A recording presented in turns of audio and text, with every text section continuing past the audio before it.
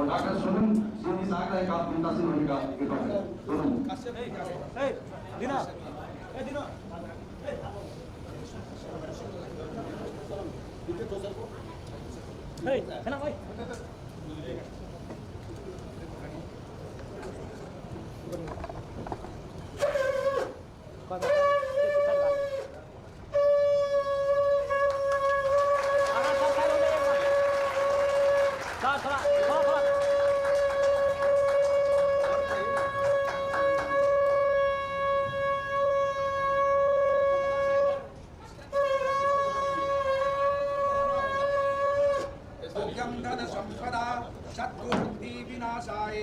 दीपज्योति नमस्तुते दीपो हरतु मे पापम दीपज्योति जनार्दन दीपज्योति नमस्तुते शर्वे भवन्तु सुखिनः सर्वे सन्तु निरामया सर्वे भद्राणि पश्यन्तु मा कश्चित् दुःखभागो भवेत् हरि ओम श्री गुरुभ्यो नमः।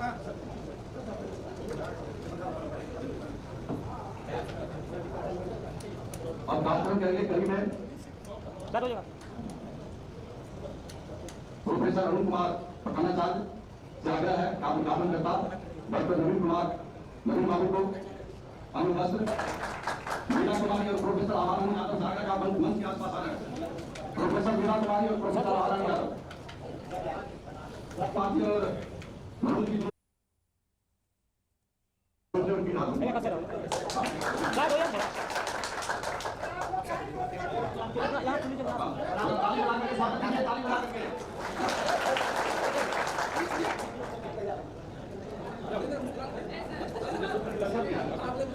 कश्यप साहब आप मंच महिला महाविद्यालय कानपुर उत्तर प्रदेश संग्रहकर्ता क्योंकि सर समय निर्धारित है इसीलिए मैंने करावना पड़ता है।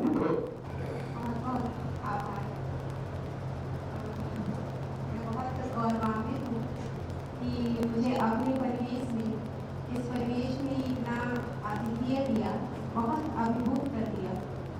मैं सबसे पहले उद्बोधन के क्रम में यहाँ ये जो वैदिक और ऐतिहासिक धरा है हेलाड़ की भूमि, उनको नमन करती हूँ, वंदन करती हूँ।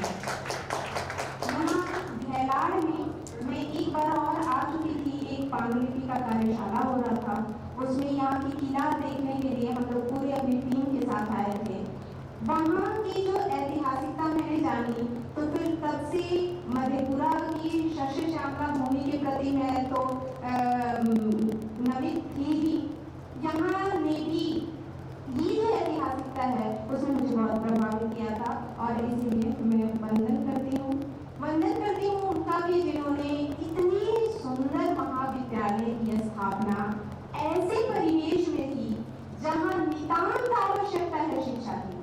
ये शहर से बहुत दूरी है और ऐसे जगह पे बहुत कठिन हो जाता है बच्चियों के लिए या सामान्य लोगों के लिए भी दूर जाकर जिला मुख्यालय में जाकर पढ़ाई करना।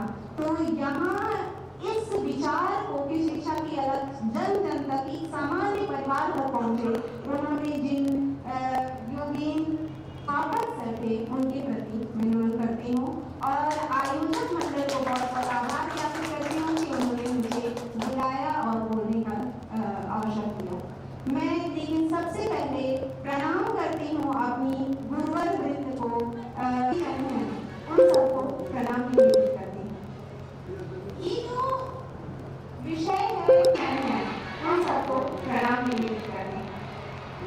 ये जो विषय है इसमें अभी बहुत सारी बात हुई और हमने बहुत सारे विमर्शों के हम साक्षी हमने सुना कि राष्ट्र निर्माण की आवश्यकता क्यों है, प्रासंगिकता क्या है। निश्चय बहुत प्रासंगिक है जैसा उषा मैम ने कहा था और निश्चित तौर पे जब मुझे यह विषय मिला था तो मुझे लगा कि इस पर बात होनी चाहिए थी। एक जिज्ञासा जिसे मैं प्रारंभ करना चाहूंगी, एक राष्ट्र जो है, राष्ट्र को अगर हम पूरा इधर रखें तो साहित्य और समाज को दोनों शाश्वत चलने वाली इकाई है। साहित्य समाज जब से इस सृष्टि का निर्माण हुआ होगा समाज होगा ही होगा और समाज होगा तो